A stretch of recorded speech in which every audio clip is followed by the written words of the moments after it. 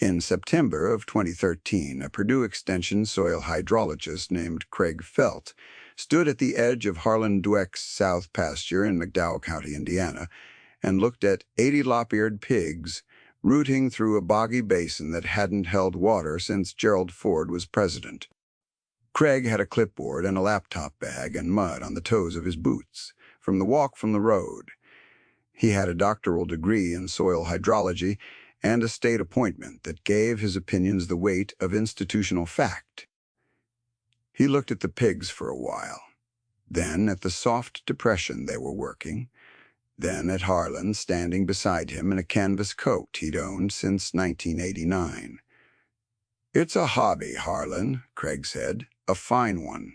He said it the way a man does when he's trying to be kind, which is sometimes the most efficient way a man has of being wrong. His projection for the operation that afternoon was $6,200 per year maximum on the heritage premium markets he'd consulted before the visit. He drove back toward Lafayette in a white university pickup, and Harlan walked his fence line until the light went low and Biscuit, his blue heeler, walked 3 paces behind him as she always did. 6 years later, in the autumn of 2019, a senior buyer for a Chicago specialty pork cooperative named Walt Sievers drove out to that same farm and, after tasting one bone-in chop cut from Harlan's harvest cohort, offered $47.80 per pound, hanging weight, for every pig Harlan had ready to move. No negotiation, no counter. He wrote the price on a card and set it on the tailgate of Harlan's truck and waited. $47.80 per pound. That figure deserves a moment before the story that produced it. If you've ever watched someone good at something quiet be publicly dismissed as a hobbyist by someone credentialed enough to make the dismissal stick, you know the specific weight of that moment. Drop a comment below if that's a story you've lived. What Harlan did next and what his pigs did without being asked to is worth following to the end. The span between Craig Felt's clipboard and Walt Sievers's offer was 6 years. A restored pond, a flood that broke the county's conventional operations, and one notebook that Harlan's father Earl had kept since 1961. This is the story of those years, in the order they happened, because order is what makes a number mean something. Harlan Dweck was 67 years old in 2013, and he had farmed 220 acres in McDowell County his entire adult life without ever being called efficient. He was known for 2 things: the silence he kept when other men were talking, and his memory for what a piece of ground had looked like 30 years ago.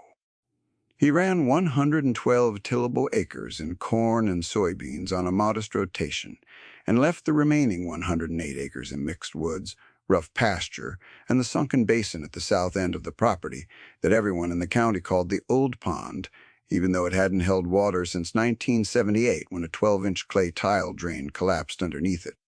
The basin was 4.5 acres of grass and sedge and cattail and soft black muck, and in wet springs it held enough standing water to be trouble and not enough to be useful. In dry summers it was just low ground. He had started the hog operation in 2012, the year after his father, Earl, died. Earl had kept Ossabaw Island pigs on the property from 1961 through most of the 1,980 seconds, when commodity prices and confinement economics made that kind of operation look foolish, and Earl had put them down reluctantly at the insistence of the same extension service that would later send Craig Felt to stand at the edge of the basin.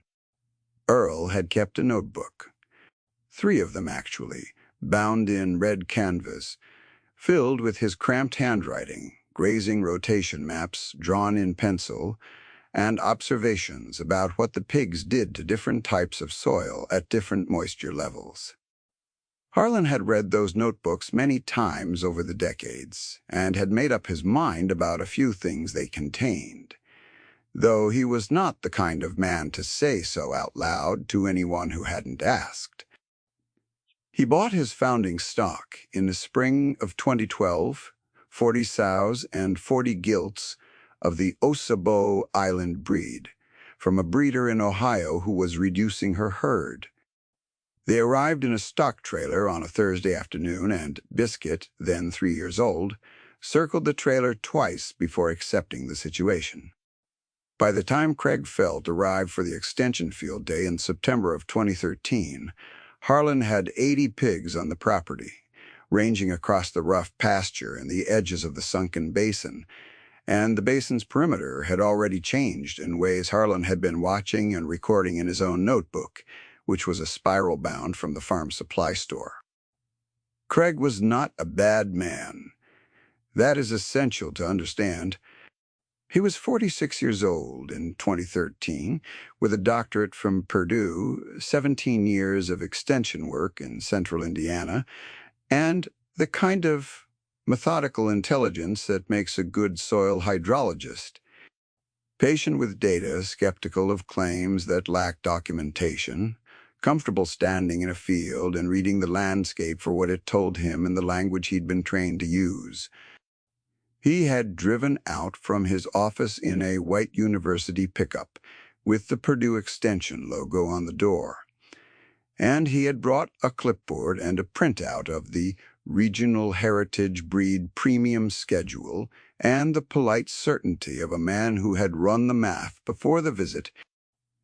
He walked the south pasture perimeter with Harlan for 20 minutes, and he observed the pigs at work with the attention his training had taught him, and what he saw was 80 small, dark, rough-coated animals of an unfashionable breed working a waterlogged depression in a county where efficient confinement was the established path.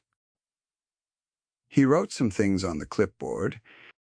He asked about the market channel Harlan was using, which was a small regional broker, and he asked about the finish weight and the average days to market, and he asked whether Harlan was planning to tile the basin or leave it as it was. Harlan said he was going to leave it. Craig nodded.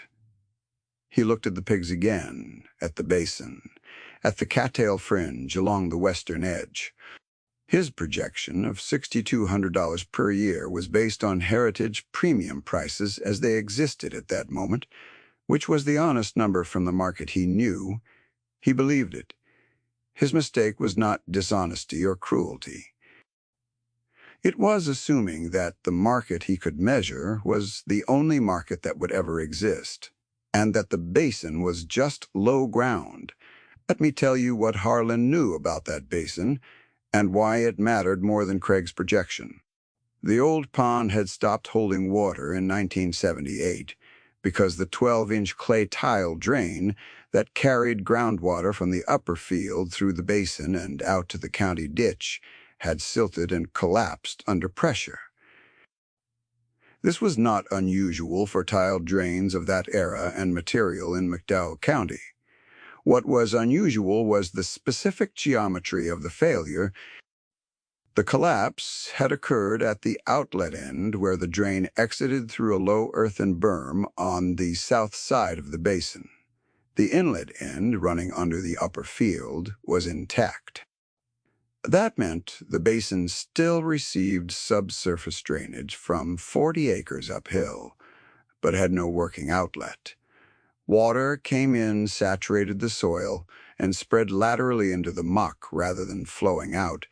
The berm had, over the decades, grown a dense mat of reed, canary grass, and sedge, and beneath it, the old clay tiles sat packed with 40 years of silt. Earl's notebook from 1963 had a hand-drawn map showing the original pond and a notation in his handwriting. Pigs find the wet places first. Let them work the edges, and they'll show you where the drain is plugging. Harlan had been thinking about that line for 50 years. What makes an Ossabaw Island hog different from a commercial hog is not sentiment and not heritage marketing language. It is anatomy and behavior, both of which trace back to the particular selection pressures of a Faroe Island existence. Ossabaw Island pigs are descended from Spanish hogs left on a barrier island off the Georgia coast in the 16th century and isolated there for 4 centuries. Isolation built them compact and dense, with a snout disc that is proportionally wider and more muscular than a commercial breed, a shoulder structure that concentrates their considerable weight into a narrow forward pressure point, and a drive to root that is not occasional but continuous and systematic. They do not root the way a Duroc or a Berkshire does in casual passes along a fence line. They work. Quote, they return to a specific location day after day, rotating through a grid of their own devising, and in soft or saturated soil, they can move 6 to 8 inches of material in a single season's repeated passes. They are also, critically, a thrifty breed. They carry fat reserves from the island genetics that commercial lines have been bred away from, which makes them slow to finish and makes their meat dense, dark, and marbled in a way that conventional pork auction markets cannot price correctly. Craig Felt's projection of $6,200 per year was not wrong for the market he was measuring. It was simply measuring the wrong thing. Harlan gave the pigs access to the south pasture in the spring of 2013, which included the basin edges. By the summer of 2014, he had noticed that the pigs were spending more time in the southwest corner of the basin than anywhere else, which matched the location Earl had marked on his 1963 map as the drain outlet zone. He wrote that down in his own notebook.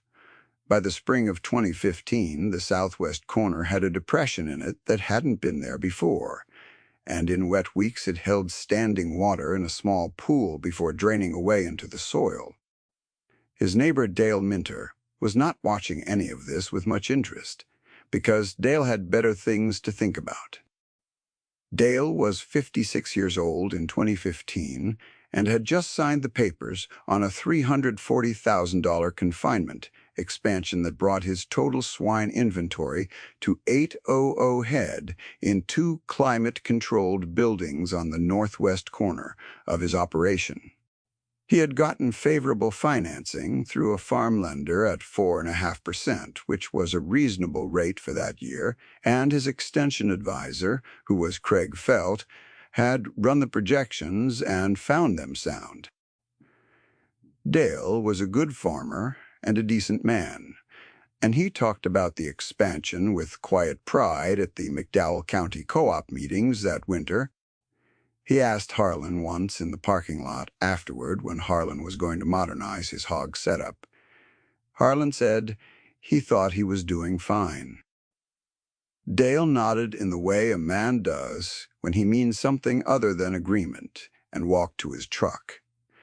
Biscuit watched him from Harlan's passenger seat. The summer of 2016 was when Nora arrived. Harlan's granddaughter had just finished her undergraduate degree in soil science at Purdue and had taken a year off before graduate school, and Nora's mother, who was Harlan's daughter, Ellen, had asked Harlan if Nora could spend some time at the farm. Nora was 23 and had spent 4 years learning about soil health in lecture halls and lab settings, and she arrived at the farm with the careful politeness of a young person who has already decided that a family member's approach to something is quaint. She was known for 2 things: the questions she asked before she answered anything, and a honesty that occasionally surprised people who expected tact. She spent the first week following Harlan's routine, which was quiet and methodical, and involved a great deal of standing at fence lines watching the pigs work. On the 8th day, she asked him why he was keeping breed stock that took twice as long to finish as a commercial cross. Harlan said it wasn't about finishing time.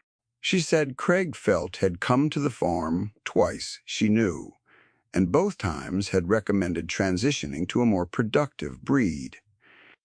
She said she'd talked to Craig at Purdue, that he was well regarded in the hydrology department, and that his soil work in the county was genuinely good. Harlan agreed that Craig did good soil work. She waited for the other half of that sentence. It did not come. If you found yourself watching someone you respect, let a dismissal stand without defending himself, wondering whether he knows something you don't. This is the moment in Harlan's story where that uncertainty begins to resolve. Stay with it. The basin, by the summer of 2016, had a visible change in its southwest quadrant. The pig's consistent attention to the old outlet zone had excavated roughly 14 inches of material from the silted berm face, and a section of the original clay tile had become visible at the surface after a wet May. Harlan showed Nora the exposed tile end one morning, mud on his boots and Biscuit nosing along the berm edge. He showed her Earl's notebook entry from 1963, the map, the notation about the pigs and the wet places. Nora stood there a while with the notebook in her hands. She asked if he knew what year the tile had been installed. He said 1951 or thereabouts, that Earl's first notebook had a record of it. She asked if he had the first notebook. He had all three.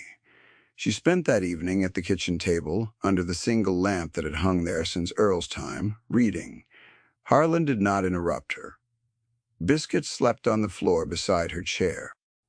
At some point, Nora started writing things down in the margin of her own notebook, small, precise notes in her soil science shorthand, and Harlan, reading from the couch, noticed her writing change from occasional to continuous somewhere around 10 o'clock. She did not say anything that night, but she stopped walking with the careful politeness of someone being polite. By 2017, Dale Minder had his 2 confinement buildings running at full capacity and was posting respectable numbers at the co-op's quarterly weight-in. The buildings held the hogs at a density that the operations ventilation system managed efficiently in mild weather, moving roughly 800 head through a market weight cycle every 5 months. His corn operation was running 180 bushels per acre on the flat ground, which was county average for his field type, and his input costs were in line with what Craig's projections had modeled. The $340,000 note was running on schedule. He'd made every payment. Dale bought a new grain cart that fall, the kind that can auger directly into a semi-trailer, green and wide and expensive, and it was admirable equipment tracking across his fields with a smooth confidence that was the legitimate reward of someone who had committed to a system and was making it work. He had good years in 2016 and 2017. In 2016, his hogs sold at 72 cents per hour undredweight live, which was the top of the market that year, and his corn came in at 176 bushels on the better ground. He carried $188,000 in net income in 2017 after the note payment and operating costs. When Dale spoke at the co-op meetings in those years, men leaned toward him a little when he talked, the way they lean toward someone whose math is working out. He deserved that lean. He had done what he said he would do. Harlan listened at those meetings without comment. He had his own numbers from 2017, which were $31,400 from the heritage broker for 41 finished pigs, at the market price available to him at the time, and $14,200 from his corn and bean rotation. The tally did not invite leaning. What the tally did not show was the organic matter building in his paddock soils, which does not appear in a ledger until the year a drought or a flood makes it matter. Harlan's pigs were rotating through the south pasture on the same schedule Earl had used, which Harlan had adapted from the second notebook. The rotation involved moving the herd through 8 paddocks in sequence, with each paddock getting 60 to 90 days of rest between passes. The reasoning, which Earl had worked out through observation rather than theory, was that Osabo pigs working on a rest rotation do not demolish a paddock, but rather aerate and scarify it in a way that increases water infiltration. You let them work. The compacted surface, then you rest the ground, and what comes back through the open soil structure is not bare mud, but forb and legume and the fine-rooted grasses that crowd out the brome and fescue. It takes 3 seasons to see it clearly, and most people don't stay interested that long. Nora had, by the fall of 2016, stopped sitting on the fence in the particular way that a soil science degree teaches you to sit on fences, carefully, with citations. She had started a transect project in September, pulling soil cores from 12 locations across the South Pasture and the Basin, comparing the paddock soils to an unmanaged control strip she'd laid out along the property's east fence line. She did this with a 9-inch soil probe she'd borrowed from the Purdue Extension office, which required Harlan to call someone he knew to arrange the loan, which he did without mentioning it to her. She labeled the samples in plastic bags with a permanent marker and sent them to the soil lab in Lafayette on a Tuesday in late October. The results came back in February of 2018, and Nora spread the printouts on the kitchen table the same evening they arrived. She arranged them by location and set her laptop beside them with the Soil Health Interpretation Guide open. Harlan sat across from her with a cup of coffee and said nothing because the numbers were going to say it. The paddock soils showed organic matter at 4.8%, compared to 2.3% in the control strip. That difference matters in ways that take some explanation. So let me give it briefly. Organic matter in a soil is not simply decomposed plant material. It is the binding agent that holds soil particles together in small clusters called aggregates, and aggregates are what make a soil able to take in water quickly rather than shedding it from a sealed surface. Aggregate stability, which is a laboratory measure of how well those clusters hold together when wet, was nearly twice as high in the rooted paddocks as in the unmanaged strip. The paddock soils could take in approximately 0.8 inches of rainfall per hour, or before they saturated. The control strip saturated at about 0.35 inches per hour. This meant that when rain fell on Harlan's south pasture, a large portion of it went down into the ground rather than running off the surface. He already knew this. He had been watching it for 6 years, the way the paddocks drained after a rain, the way the grass came back thicker on the rested ground, the way you could walk the rooted areas in a wet spring, and not leave a boot print where you'd have sunk to the ankle in an unmanaged section. Nora looked at the numbers for a long time that February evening. "This is graduate thesis territory," she said. Harlan said he supposed it might be. She looked at him across the table for a moment. She had her grandfather's habit of taking longer to answer a question than the silence was comfortable with. "Did you know this would happen when you started the rotation?" He thought about Earl's second notebook, which had 12 pages devoted to a paddock rotation trial he'd run in the summers of 1967 and 1968. With pencil-sketched diagrams of the grass recovery between passes and handwritten notes on the soil surface condition before and after each rest period. "I knew what my father had written," he said. She was quiet after that. Nora understood the numbers now in the formal language she'd been trained to use, and somewhere in that February evening, looking at the printouts under the kitchen lamp, she stopped carrying the unspoken reservation about whether her grandfather was simply an old man. She didn't say so. She just turned the pages and wrote in her notebook with the same steady attention she'd learned to pay. To ground that rewarded attention in the spring of 2019, Craig Felt appeared again. He came to a McDowell County Extension meeting at the grain elevator on the county road, where the agenda included a soil health presentation and a segment on upcoming NRCS cost-share programs. Harlan attended, as he attended most co-op and extension meetings, without speaking much. Craig was the featured presenter, and he was good at it, genuinely good, precise, and clear with his slides and his data. Near the end of the meeting, when the floor opened for questions, a farmer near the back asked about small heritage hog operations and whether NRCS programs applied. Craig said that the agency prioritized production-scale operations for most of the water quality programs, that smaller legacy operations had some options but limited leverage. He paused, glanced toward where Harlan was sitting, and said, with the warmth of a man who has known someone a long time, "A hobby operation isn't going to move that needle." He meant it as a compliment, more or less.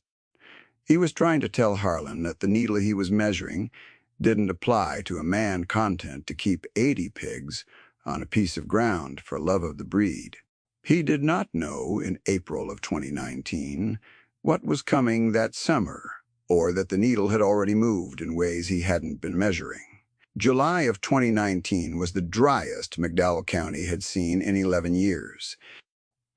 The soil moisture index dropped below 30% in most field soils by the third week of the month, and the county extension office issued a drought advisory on the 21st. Corn that had been planted into ground, that had seen significant spring rainfall, but no follow-up irrigation, began to show stress by late July, and county average yields were already being revised downward before the ears were fully set. Dale Minter's corn was on fields with shallow topsoil over a clay hardpan, the kind of field that produced well in average years and suffered in extremes. His tile drainage network, which had been installed in the 1,990 seconds as part of the same drainage push that had tiled most of McDowell County, moved water efficiently when there was water to move. But in a drought, it was inert infrastructure. His corn came in at 91 bushels per acre, 9 below county average on the better ground. Then August came. On the 14th of August, a weather system that had been tracking northeast out of Missouri stalled over the upper Wabash River Basin and dropped 4.5 inches of rain in 18 hours. This was not a record, but it fell on ground already cracked from the July drought, and cracked ground infiltrates poorly at first because the shrinkage fissures run at angles that capture surface water and funnel it laterally. The result across McDowell County was ponding in low fields, overwhelmed tile discharge into county ditches, and in some cases, back pressure events where tile outlet flows reversed. Dale's 2 confinement buildings sat on a concrete pad in a shallow basin on his northwest corner, placed there in 2015 because the land was level and the price per acre for development purposes was lower on that end of the property. His drainage plan had been permitted and approved by the county, reviewed by a licensed engineer, built to spec. The tile drain that handled surface discharge from the pad and the surrounding lanes had been sized for a 10-year storm event, which was the standard design parameter for agricultural drainage in the county at the time. What came down on the 14th of August exceeded that design threshold by approximately 40% in the peak hourly rate. Water backed up in the county ditch that drained Dale's tile system. The tile outlets submerged. Water reversed into the tile lines and began surfacing around the concrete pad. The electrical conduit running from the pad-mounted generator to Building 2 ran through a conduit sleeve at grade level, and that sleeve took on water. The building's ventilation fans, which ran on a thermostat cycle to manage the temperature and air quality for the 400 head inside, lost power intermittently through the night. Dale was at the building by midnight with a generator light and a pump. He worked through until 4 in the morning. He lost 140 head of market hogs in Building 2. 140 head at an average live weight of 250 pounds and a market price of approximately 68 cents per hour hundredweight would have represented roughly $23,800 in revenue. Against that loss, he had insurance that paid 60% of declared market value, veterinary and disposal costs that came to $9,400, and the loan payment on the expansion, which the bank was not in a position to defer, and which continued on schedule, regardless of what August had done. His net for 2019 came out to negative $14,200. He did not talk about it at the co-op meeting that fall. He sat near the back and listened and said what he said when people asked, which was that it had been a hard year. It had been a hard year for a man who had done everything right by every standard the system offered him, and the system had failed him at the point where the rain fell harder than the model expected. The grief of that is different from incompetence and different from negligence, and it deserved to be named as what it was. On Harlan's South Pasture, something else had happened. Let me tell you about the basin, because this is where 6 years of quiet work settled the argument. The pigs had been working the old outlet berm in the southwest corner of the basin for 3 seasons. By the summer of 2018, they had removed enough material from the compacted face of the berm and from the silted blockage at the clay tile's outlet end that the tile was partially open. Harlan had run a camera scope down the exposed section in the fall of 2018, renting the equipment from a plumber in town, and confirmed that the downstream section of the tile was clear all the way to the county ditch outfall. The upstream section, running under the upper field, was intact. The only remaining obstruction was a packed clay plug at the outlet end, roughly 2 feet long, which the pigs had been working from above. In the wet spring of 2019, before the July drought, the pigs had cleared it. The last clay plug gave way sometime between a Friday evening and the following Monday morning, and Harlan noticed the basin water level dropping on a Wednesday, May 8th. A clear, cold morning, the outlet working for the first time since 1978. He walked out to the berm before first light and crouched at the edge where the water was moving, a thin, clear sheet finding the old tile's opening and pulling through. Biscuit sat behind him on the berm grass and watched with the attentiveness she gave to anything. Harlan watched closely. He stayed there for a while, maybe 20 minutes, until the light came up, enough that he could see the pond's surface dropping by a visible line against the clay berm face. He did not call anyone. He walked back to the house and made coffee and wrote the date and a short sentence in his notebook, May 8, 2019. Drain running, tile clear. By mid-July, after 3 months of spring drawdown and summer evaporation, the restored pond stood at roughly 60% of its full capacity. That capacity was approximately 11 acre-feet, which means 11 acres of ground, covered 1 foot deep. It was not a spectacular body of water. It was a 4.5 acre pond in a McDowell County basin, shining in the heat the way ponds do in July, and the bass and bluegill that had moved up from the county ditch were visible near the western shore on quiet evenings. When the 14th of August came and the 4.5 inches of rain fell in 18 hours, Harlan's South Pasture received the same water as everyone else's fields. But the water that sheeted off the upper 40 acres ran through the pasture at the infiltration rate the rooted soils allowed, the rate NORA's soil lab numbers had documented, and what did not infiltrate ran down to a basin with a functioning outlet and a pond with room still in it from the summer drawdown. The pond rose 5.5 inches over the night of the 14th and the morning of the 15th. The outlet moved water steadily throughout. The lower pasture, which in the wet springs of 2008 and 2011 had ponded knee-deep and taken out 40 feet of fence, stayed passable.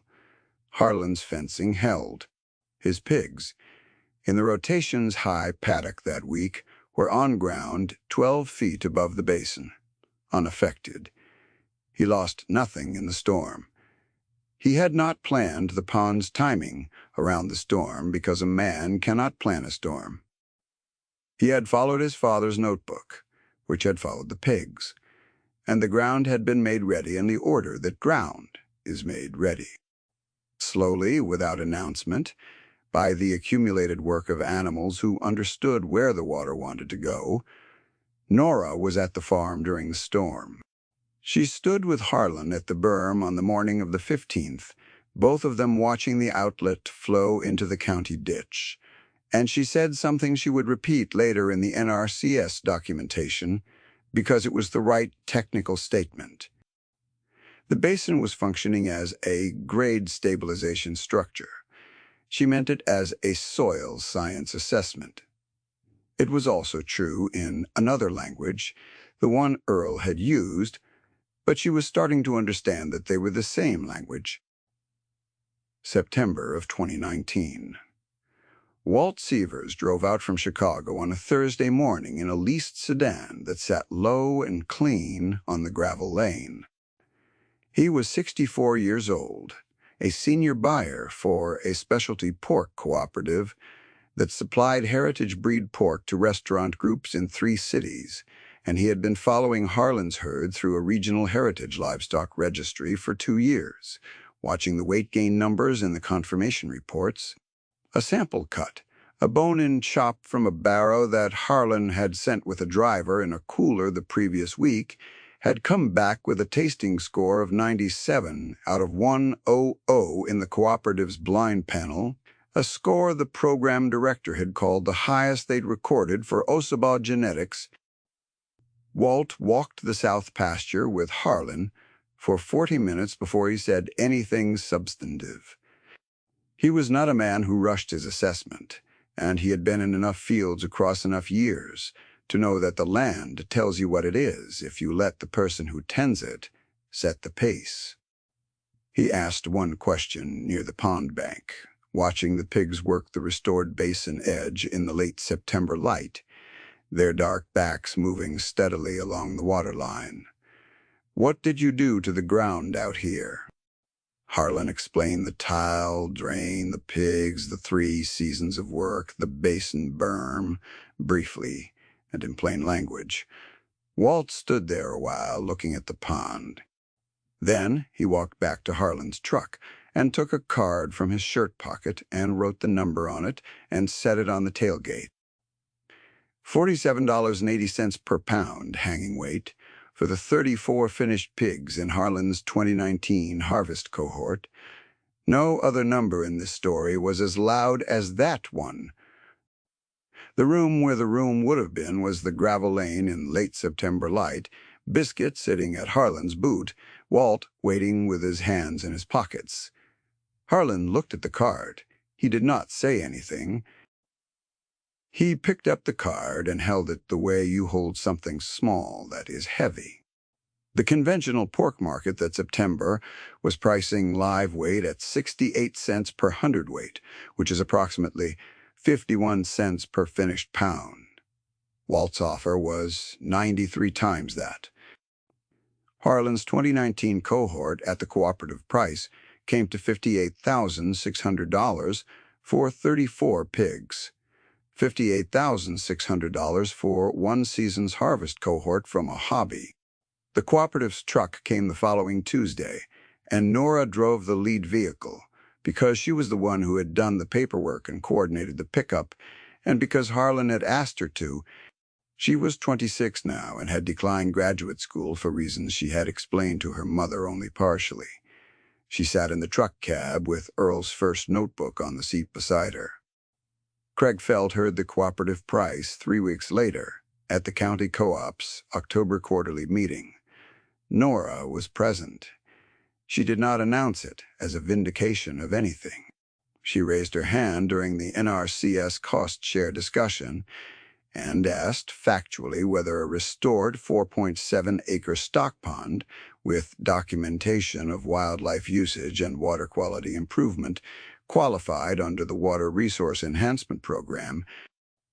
Craig looked at her for a moment. He said it would depend on the documentation. She said she had the documentation. He said he'd like to see it. After the meeting, in the parking lot, Craig stopped Harlan by his truck. He asked how long the basin had been draining. Harlan told him, and Craig asked a few more questions, technical ones, about the tile diameter and the outlet slope, and he wrote things down with the same clipboard he'd always carried. Then he stood there looking at his notes. "I got the floor on your operation wrong," he said.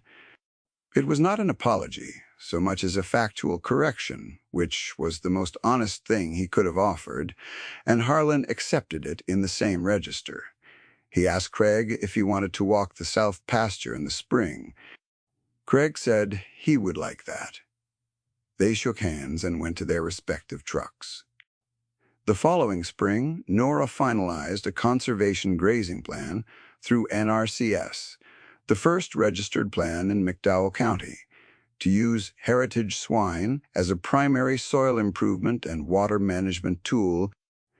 The plan document ran 22 pages and incorporated Earl's notebooks as historical documentation, which the NRCS district conservationist said was unusual and useful. The plan identified the basin restoration as a case study in managed rooting for tile rehabilitation and documented the organic matter change in the paddock soils at 2.5 percentage points over 6 years, a rate the conservationist called notable. Harlan sold 12 breeding pairs from his 2020 cohort to 4 neighboring farms whose operators had attended the October co-op meeting or heard about the pond from someone who had. The price was $850 per pascalier, which was what the Ohio breeder had charged him in 2012. He did not charge more. He said the pigs were worth more than that now, but he had not gotten into it to be the man who held the price. Dale Minter was one of the 4. He bought 2 breeding pairs and put them on 12 acres of rough ground on the east side of his property that had never been suitable for row crops. He did not say much about the decision at the co-op. He kept his confinement operation running on the remaining 800 head capacity. He was a good farmer making a reasonable adjustment, which is what good farmers do. Earl Dweck's third notebook, the one from 1961 through 1968, had an entry near the back that Harlan had read so many times. The page was soft at the edges. The pig knows where the water wants to go. You just have to give her time to show you. There are 2 ways to know a piece of ground. The first way is to measure it, and the measurement will tell you what the ground produced last year and what it is likely to produce next year if nothing changes. And the measurement will be correct and useful and will fit neatly into a projection. The second way is to stay on a piece of ground long enough to understand what it is trying to do, and to use animals and methods old enough to have been shaped by the same pressures the ground is shaped by, and to wait for those 2 things to work in the same direction. The second way does not produce numbers that fit neatly into projections. It produces different numbers at different times, in response to conditions the projection never included. A structural shock is what the first way calls an event outside the model. It is what the second way calls the argument being settled. Nora handed the notebooks to the NRCS office as certified historical documents and kept a photocopy set bound in a new red canvas folder she had ordered for the purpose. On the day she filed the conservation plan, she came home and set the folder on the kitchen table under the same hanging lamp and sat there with a cup of coffee while Harlan read the evening farm report on the radio. Biscuit came and put her nose on Nora's knee. Outside, the pond sat in its basin in the last of the October light, 4.5 acres of water that had not been there 12 years ago, and the lop-eared pigs moved along the far shore in the amber dusk, working the edge as they always did, unhurried and certain, showing no one in particular where the water wanted to go. The ground rewards the ones who understand it. Everything else is just a projection waiting to be wrong.